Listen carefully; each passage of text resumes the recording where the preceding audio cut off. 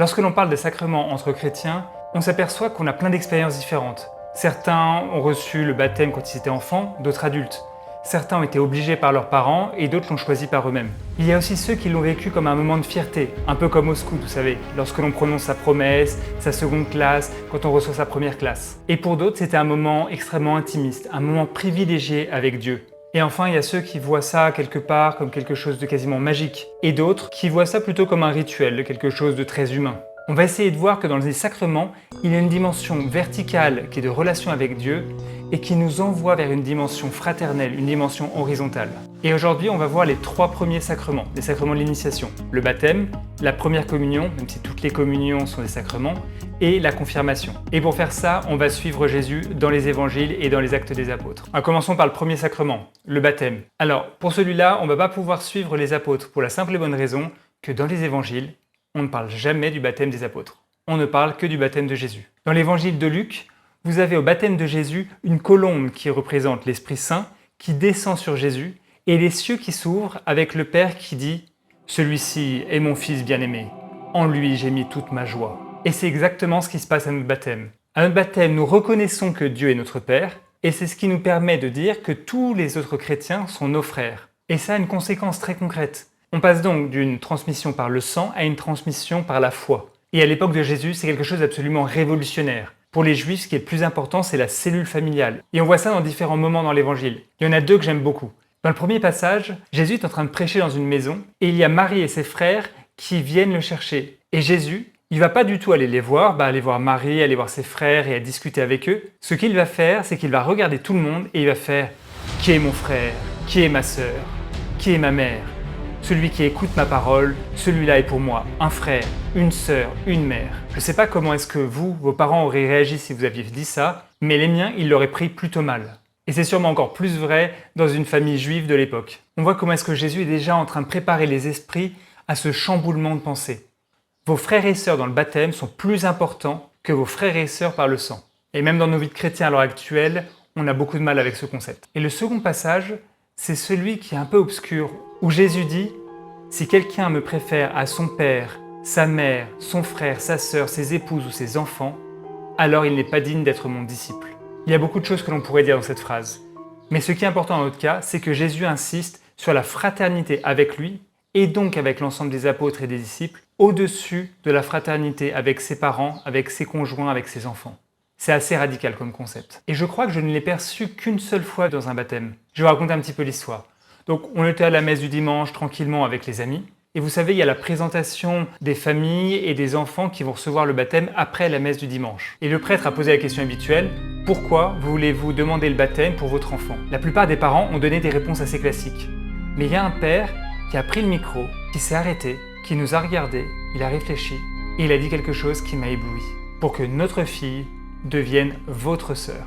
Alors finalement, c'est ça le baptême. C'est reconnaître que Dieu est mon Père et donc que l'ensemble des chrétiens sont mes frères et sœurs. Et on pourrait croire que c'est terminé. On n'a pas besoin d'aller plus loin. L'amour fraternel est l'amour qui est le plus profond.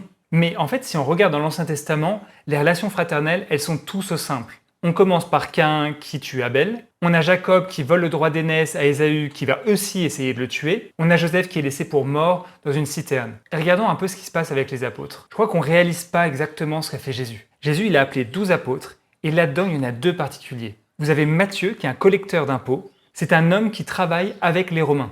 Et de l'autre côté, vous avez Simon le Zélote. C'est quelqu'un qui s'oppose de manière violente aux Romains. Et Jésus les appelle et leur dit « Maintenant, vous allez vous comporter comme des frères ». C'est comme si au moment de la Seconde Guerre mondiale, Jésus avait demandé à un collabo et à un résistant de travailler ensemble et de se comporter de manière fraternelle. On a déjà beaucoup de chance que Simon n'ait pas pris la première opportunité qu'il ait pour tuer Matthieu. C'est d'ailleurs une dynamique qui est très bien mise en scène dans la série The Chosen. Et comme la fratrie n'est pas suffisante, Jésus a proposé un 2e stade, celui de la première communion. Si la vidéo te plaît jusque-là, n'hésite pas à mettre un like et à t'abonner à la chaîne. Et maintenant, allons à la scène. À ce moment-là, ça fait déjà 3 ans que Jésus est avec ses apôtres. Il les a fait grandir en amour, il a chaviré toute leur manière de voir le monde et de penser les relations humaines. Et au bout de 3 ans, ils peuvent enfin s'asseoir à une table et partager l'un des moments les plus sacrés de la vie juive, la Pâque. Et c'est ça la communion. Jésus nous a formés à l'amour jusqu'à ce que nous puissions arriver non plus à la fraternité, mais à l'amitié. Et à la messe, on néglige souvent l'un des deux aspects.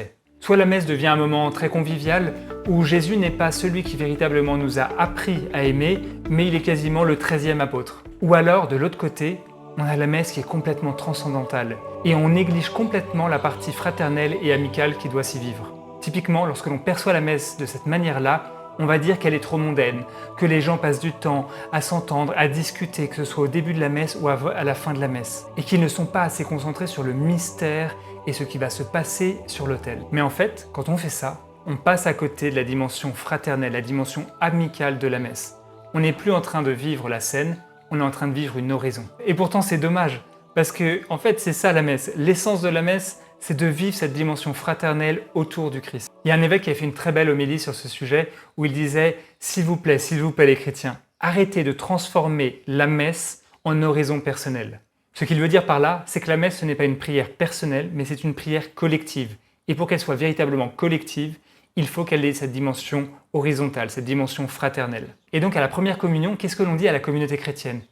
On lui dit « J'ai passé un certain nombre d'années avec Dieu et il m'a appris à aimer.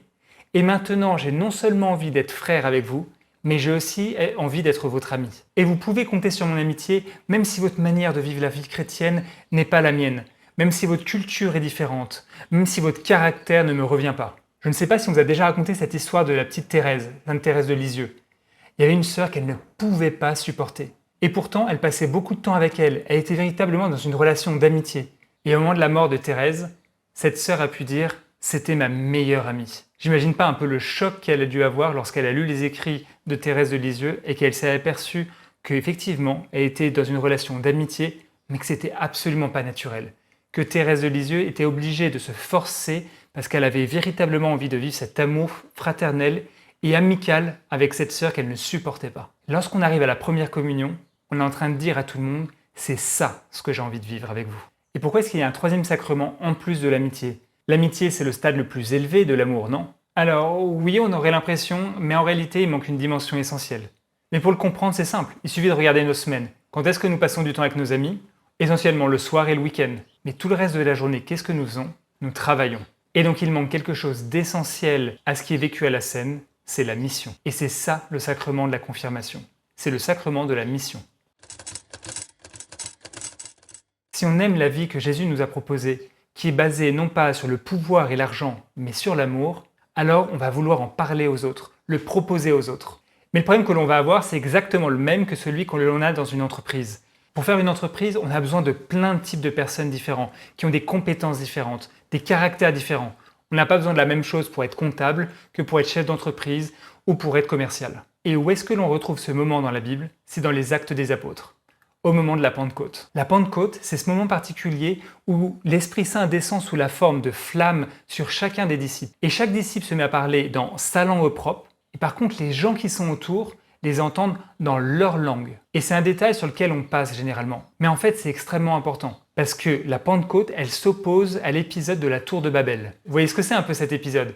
C'est le moment où il y a plein de monde à Babylone, tout le monde parle la même langue, et ils se disent « on va construire une tour pour aller jusqu'à Dieu ». Et Dieu, voyant cela, il se penche sur la tour, il regarde, et cela ne lui plaît pas. Pour empêcher la construction de cette tour, il va faire en sorte que tous les hommes se mettent à parler des langues différentes. Et ne se comprenant plus, ils s'en vont. Ce que la tour de Babel essaie de nous dire, c'est que Dieu n'aime pas l'uniformité. Il veut qu'il y ait plein de manières de vivre différentes, plein de langages différents. Et on retrouve ça d'ailleurs avec Jésus, lorsqu'il va dire « Dans la maison de mon Père, il y a plusieurs demeures ». Dieu ne supporte pas l'uniformité, la conformité. Il veut que chacun puisse s'exprimer, être créatif, aimer de sa manière et être respecté dans sa manière de vivre sa foi, dans sa manière d'aimer les autres. À la tour de Babel, c'est pas possible. Tout le monde doit se comporter de la même manière, tout le monde doit agir de la même manière, parler la même langue. Alors que justement, à la Pentecôte, ce qui nous est proposé, c'est le pinacle de la vie chrétienne. C'est que tout le monde soit respecté dans son unicité et apprécié pour cette unicité. Et ainsi, à la confirmation, on demande à l'Esprit Saint de descendre sur nous pour être capable de nous exprimer véritablement dans tout ce que l'on est et d'être capable de recevoir les autres dans tout ce qu'ils sont. Et le but de tout cela, c'est la mission. Et c'est pourquoi, à la confirmation, on est en train de dire à la communauté chrétienne « C'est bon, ma formation de base est terminée, maintenant je ne suis plus passif, mais je vais être actif dans la communauté chrétienne. Vous pouvez compter sur moi pour la mission. » Et donc aujourd'hui, nous avons vu la pédagogie des sacrements et comment ils sont reliés à la Bible. Avec le baptême, nous vivons la fraternité, avec la communion, nous vivons l'amitié, et avec la confirmation, nous vivons la mission. Et vous, où est-ce que vous en êtes, indépendamment des sacrements? Où est-ce que vous en êtes dans votre manière d'aimer? Au niveau de la fraternité? Au niveau de l'amitié? Ou est-ce que vous êtes véritablement dans la mission? Attention, pas la mission avec les gens qui nous ressemblent, comme dans la tour de Babel. Est-ce que vous êtes véritablement dans la mission avec des gens qui sont différents de vous, qui pensent différemment de vous? Est-ce que vous vous réjouissez du fait qu'il y ait plein de demeures dans la maison du Père? Alors juste pour terminer, je ne mets pas beaucoup de justifications ou de références aux enseignements de l'Église lorsque je fais mes vidéos, parce que je trouve que ça alourdirait trop. Mais si ça vous pose question certains points, n'hésitez pas à mettre un commentaire et j'essaierai de trouver la référence qui vous permet de savoir que ce que je dis c'est bien l'enseignement de l'Église. En attendant, à la semaine prochaine. Merci pour tout.